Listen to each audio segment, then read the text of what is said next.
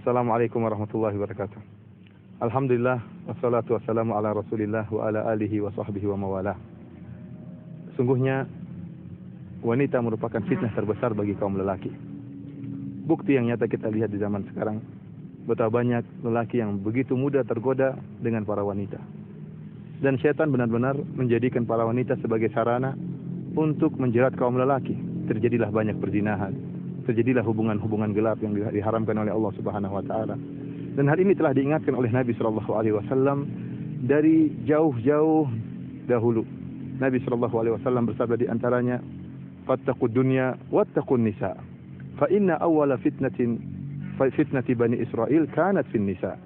Kata Nabi sallallahu alaihi wasallam, takutlah kalian kepada dunia dan takutlah kalian kepada wanita. Rasulullah sallallahu alaihi wasallam mengingatkan dunia, kemudian Rasulullah SAW mengkhususkan wanita setelah menyebutkan dunia. Dan kita tahu bahwasanya fitnah wanita merupakan dari fitnah dunia. Akan tapi Rasulullah SAW mengkhususkan penyebutan fitnah wanita. Kemudian Nabi SAW menyebutkan kenapa Rasulullah SAW mengkhususkan penyebutan fitnah wanita. Kata Nabi SAW, "Fa inna awwala fitnati Bani Israil kanat fin nisa." Sungguhnya fitnah yang pertama kali menimpa Bani Israil adalah karena wanita. Rasulullah SAW juga bersabda, "Ma taraktu ba'di fitnatan adarra 'ala ar-rijal minan nisa." Tidak pernah aku tinggalkan suatu fitnah yang lebih berbahaya bagi para lelaki lebih daripada fitnah wanita. Sungguh fitnah wanita adalah fitnah yang paling berbahaya bagi kaum lelaki. Kita tahu bahwasanya lelaki diciptakan oleh Allah Subhanahu wa taala memiliki hasrat kepada wanita, tunduk kepada wanita. Sampai-sampai ya Rasulullah SAW bersabda, "Al-mar'atu aurah." Sungguhnya perempuan itu adalah aurat.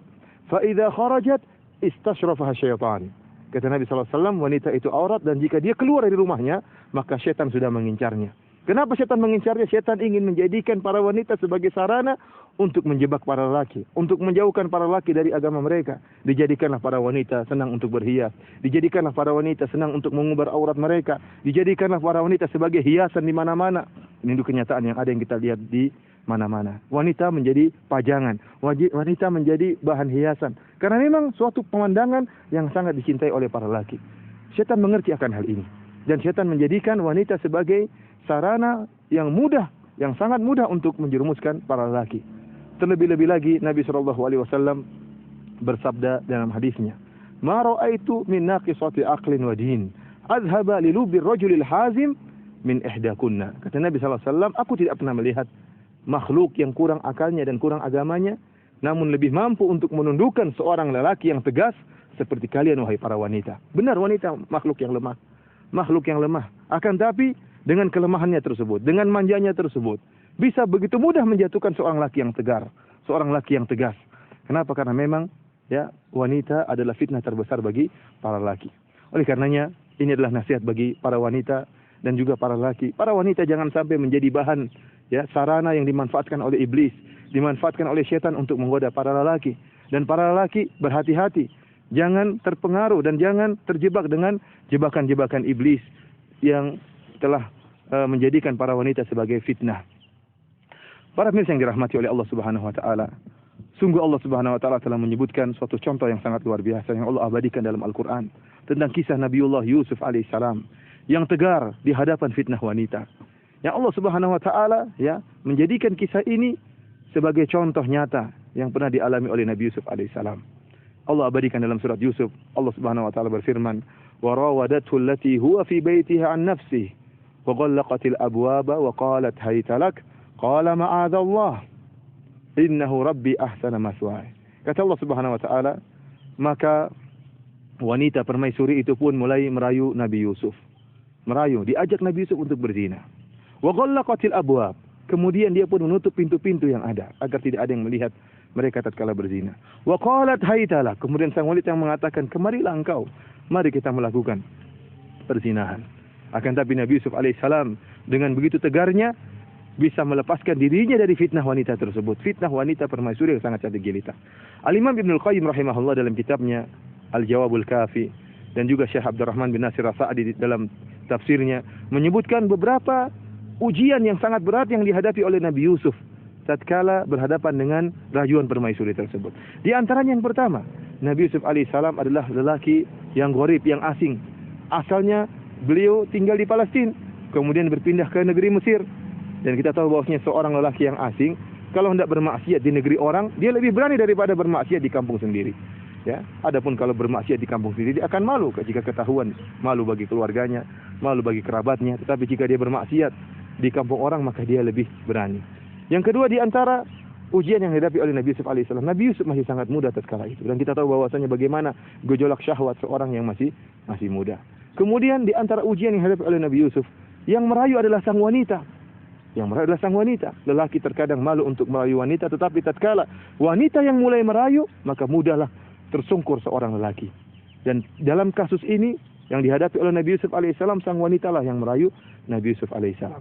Kemudian ujian berikutnya, siapa wanita yang merayu Nabi Yusuf ini? Adalah wanita yang sangat cantik jelita, seorang permaisuri raja.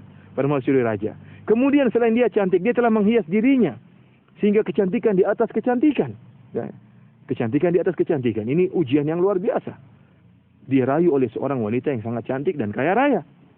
Kemudian juga di antara ujian berikutnya, wa ghallaqatil abwab, kata Allah Subhanahu wa taala, sang wanita telah mengunci seluruh pintu, tidak ada yang melihat. Dan kita tahu bagaimana seorang tatkala bermaksiat tidak ada yang melihat, dia lebih mudah untuk bermaksiat karena dia tidak malu, tidak ada yang melihat dia. Ini ujian-ujian berat yang dihadapi oleh Nabi Yusuf alaihissalam. Akan tapi Nabiullah Yusuf alaihissalam tegar dalam menghadapi ujian tersebut. Kenapa? Dia takut kepada Allah Subhanahu wa taala. Kata Allah Subhanahu wa taala, "Innahu min ibadinal mukhlasin."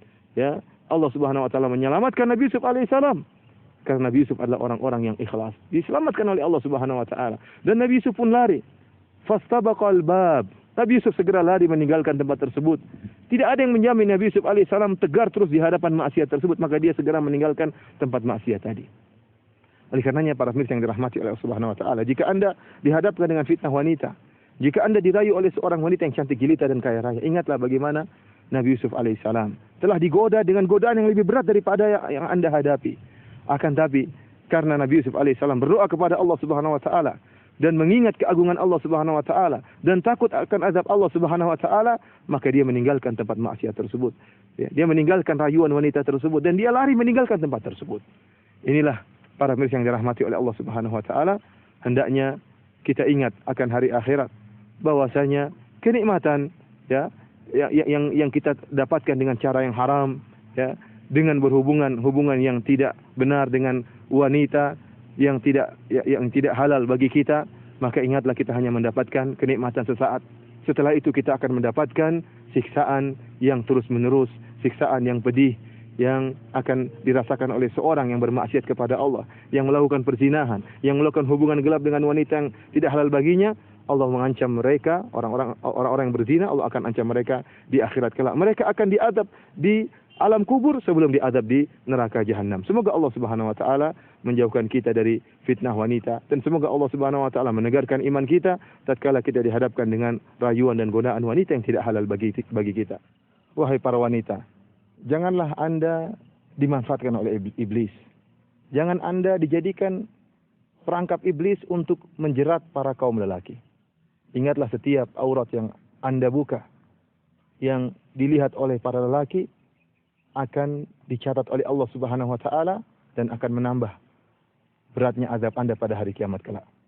Semakin banyak mata yang melihat aurat yang Anda umbar, maka semakin berat pula azab yang Anda rasakan di akhirat kelak. Oleh karenanya begitu mengerikan bagaimana kondisi para artis, para wanita yang menjadi bintang iklan, yang mengumbar aurat mereka, terpajang di televisi, terpajang di iklan-iklan, dilihat oleh jutaan orang. Maka sungguh pedih azab yang akan mereka rasakan jika mereka tidak bertobat kepada Allah Subhanahu wa taala. Setiap mata yang menikmati aurat yang terumbarkan tersebut akan berberat azabnya pada hari kiamat kelak. Kemudian wahai para lelaki, jauhkanlah diri Anda dari fitnah wanita. Tundukkanlah pandanganmu karena Allah Subhanahu wa taala. Ingat bahwasanya Allah Subhanahu wa taala ya'lamu kha'inatal a'yun. Allah mengetahui pengkhianatan lirikan pandangan mata Anda. Meskipun tidak ada yang melihat Anda tatkala Anda melirik aurat wanita yang tidak halal bagi Anda, ketahuilah dicatat oleh Allah Subhanahu wa taala. Kemudian jauhilah diri Anda dari tempat-tempat maksiat. Jangan menjebak diri Anda dalam tempat-tempat bermaksiat. Sungguh fitnah wanita bukan fitnah yang ringan, fitnah yang luar biasa.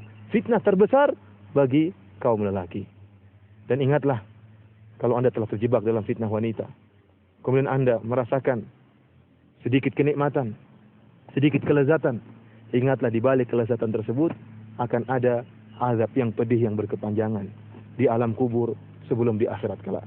Semoga Allah Subhanahu wa taala menegarkan iman kita untuk tegar tatkala diuji oleh Allah Subhanahu wa taala, tatkala dihadapkan dengan fitnah wanita, sehingga kita bisa selamat dari fitnah wanita, dan semuanya tidak akan bisa kita lakukan kecuali kita berdoa kepada Allah Subhanahu wa taala dan mendapatkan taufik dari Allah Subhanahu wa taala. Wallahu taala a'lam. Wa sallallahu nabiyana Muhammad wa ala alihi wa sahbihi wa sallam. Assalamualaikum warahmatullahi wabarakatuh.